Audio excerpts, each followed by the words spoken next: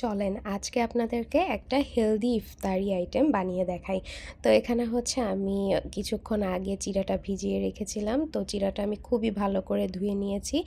দেন আমি এখানে অ্যাড করছি টক দই, মানে আমার যতটুকু পরিমাণে লাগবে আমি ততটুকু পরিমাণে অ্যাড করেছি। দেন আমি এর সাথে দিয়ে দিব কয়েকটা খেজুর, কারণ খেজুরটা অ্যাড করলে যে একটা মিষ্টি খাওয়ার যে একটা ক্রেভিং থাকে সারাদিন পর, সো ওইটা হচ্ছে পূরণ হয়ে যাবে।